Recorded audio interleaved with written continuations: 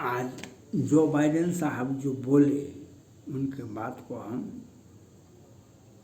आदर करते हैं, सम्मान करते हैं और उनको बधाई देना चाहते हैं। आप विलम्ब से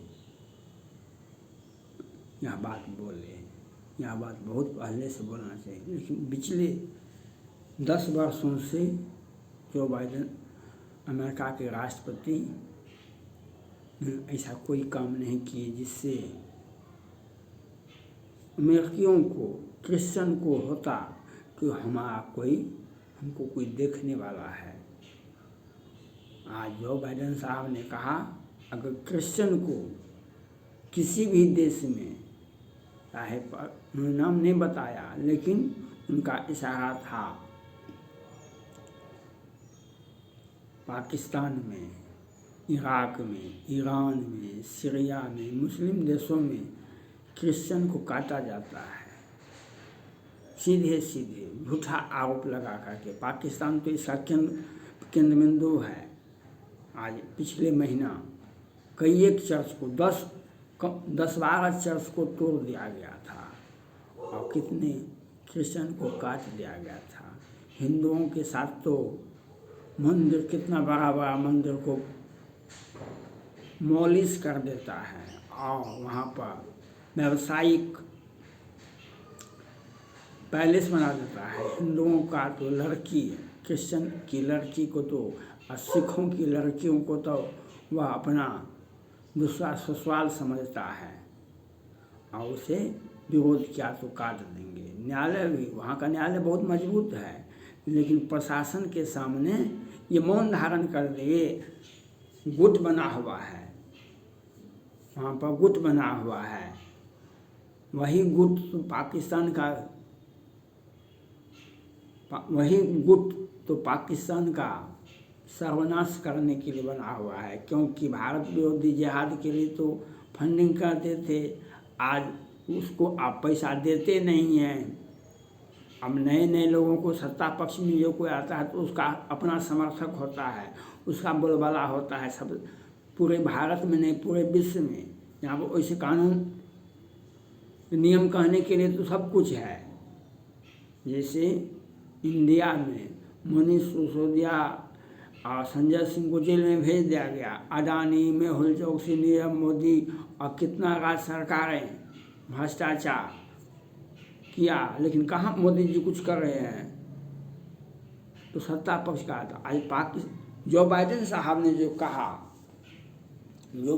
ने कहा प्रेस कॉन्फ्रेंस करके, अगर किसी भी देश में किसी भी क्रिश्चियन का हत्या किया गया, किसी प्रकार का ज्यादती किया गया, तो हम उस देश में ढूक करके हम मारेंगे।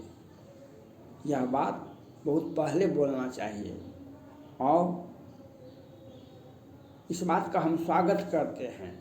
हम अमेरिका में रहें कि इंग्लैंड में रहें कि हम वहाँ के नियम सिद्धांत के साथ रहें।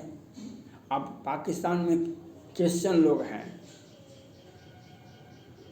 भारत के भी केरला के मुख्यमंत्री जी कहते थे पहले, जो क्रिश्चियन लोग यहाँ से चले जाते हैं उनको आप तंग करते हैं। एक केरला के मुख्यमंत्री जी कहते थे क्रिश्चियन लोग यहाँ नहीं रहते हैं, जहाँ नौकरी हुआ विदेश गए वहीं पर आ गए, अपने माँ बाप को, परिवार को भी छोड़ देते हैं। केरला के मुख्यमंत्री जी आप क्रिश्चियन को तंग करते हैं और हमास संगठन के लोगों को और जिहादियों को प्रोटेक्शन देते हैं। आपका काला कारनामा लोगों को दिखाई पड़ता है।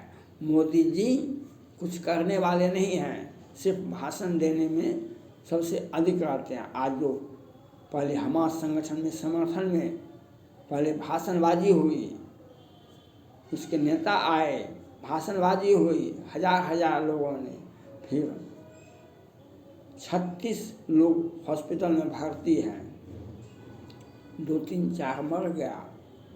ये केरला में हुआ, लेकिन मुख्यमंत्री जी उन्हें बर्खास्त होंगे, वे अपने त्यागपत्र नहीं देंगे। मोदी जी उनको बर्खास्त भी नहीं करेंगे। वहाँ के राज्यपाल ने कहा हमारे देश में संविधान के मुताबिक काम होता है। यहाँ पर आतंकवादियों का कोई जगह नहीं है। यह फिलॉसफी है, ये केंद्र सरकार और राज्य सरकारें, केंद्र सरकार को करना चाहिए था।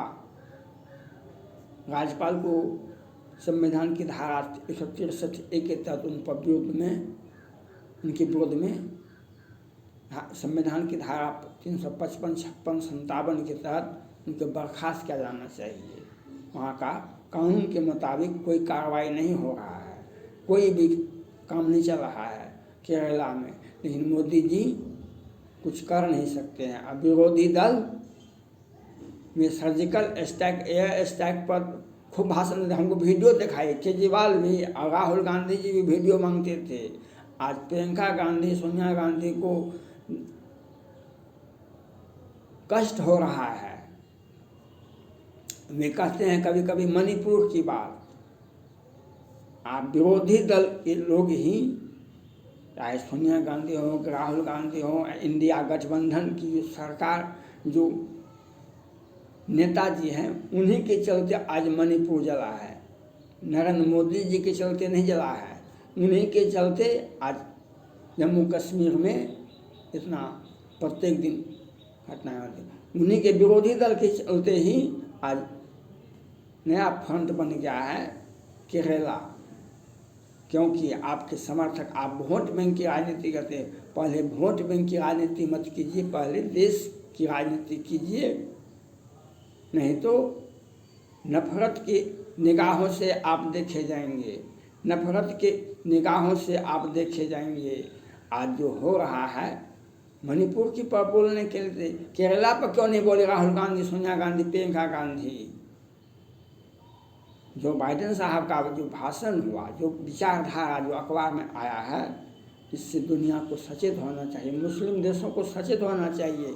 आप हिंदुओं की लड़कियों को काटते हैं, सिखों लड़कियों को उठाते हैं और हिंदू लड़कों को बीच सड़क पर काटते हैं। क्रिश्चियन का तो नामो निशान मिटाने में लगे हुए हैं ये हमास संगठन के लोग और जिहादी और आतंकवादी देश। लेकिन याद रखिए, आपके देश में नहीं प्रजातंत्र है और नहीं हथियार है। छोटे छोटे देश हैं, छोटे छोटे राज्य हैं, छोटे, और अपने आप को सुपर कमांडर, हिजबुल्लाह, हुती, ये लश्कर तैयबा, बहुत सारे सभी देशों में 10-20 जो संगठन मजबूत हुआ, वह शासन का, वहाँ का शासन हो गया। आज हमारे भारतीयों को पूर्व 8-9 सैनिकों का ये हमास का बदला, ये इजराइल का समर्थन भारत का, और दुनिया में जो आतंकवाद का प्रयोग क्या करता है पाकिस्तान, ईरान, तेहरान, सीरिया, उसका सब विरोध करना ही हमारे पूर्व 9 सैनिकों, 8-9 सैनिकों को पकड़ा गया। उसी के बदले की भावना से ये कार्रवाई की। वहाँ का नियम नहीं, ऐसा नहीं कहता है, किसी भी देश का ऐसा नियम नहीं कहता है। लेकिन हम पाकिस्तान समेत इराक, ईरान, सीरिया और सारे लोगों को, सारे देशवासियों को, मैं विश्व के सभी जहाँ पर आतंकवाद फैला हुआ है, उनको जो बाइडेन साहब का बात को ठीक से सुनना पड़ेगा। उसके बातों को ठीक से सुनिए और समझिए। आपका देश नहीं है, देश हमारा नहीं है, देश किसी का भी नहीं है। लोग वहाँ बसे हुए हैं। किसी देश में मुसलमान की संख्या ज़्यादा है, किसी देश में हिंदुओं की संख्या ज़्यादा है, अमेरिका, इंग्लैंड में क्रिश्चियन की संख्या ज़्यादा है। अब सभी जाति धर्म के लोग रहते हैं किसी देश में, इसका क्या मतलब हुआ? आप जो अल्पसंख्यक है उसे काट दीजिए, पाकिस्तान में हिंदू है तो काट दीजिए, उसकी संख्या को मिटा दीजिए, क्रिश्चियन को मिटा दीजिए। अब अमेरिका नहीं करेगा इस काम, तो आप कहाँ जाइएगा? इसलिए सर महात्मा गांधी जी बोलते थे, लेकिन आप उनकी बातों को अपने जम्मू कश्मीर से हिंदुओं को कटवा दिया। ये विरोधी दल के नेताजी कांग्रेस पार्टी और चुप रहते हैं और बोलते नहीं हैं। लेकिन जो बाइडेन साहब के बात को सुनिए और समझिए। विश्व के सभी नेताओं से मेरा अपील है, खास करके भारत हो या पाकिस्तान हो या इराक हो या सीरिया हो या लेबनान हो या हिजबुल्लाह हो, हिंदुओं के साथ ज़्यादती करते हैं। मोदी जी तो कुछ कर नहीं पाते हैं। मोदी जी से मैंने कहा, जो आप बमवर्षक 21, 52 बमवर्षक विमान अमेरिका का खरीदिए, जो हमारे हिंदुओं को, जो आज पूर्व नौसैनिकों का जो बंधक बना है, फांसी की सजा देना चाहता है कतर जैसा देश, एक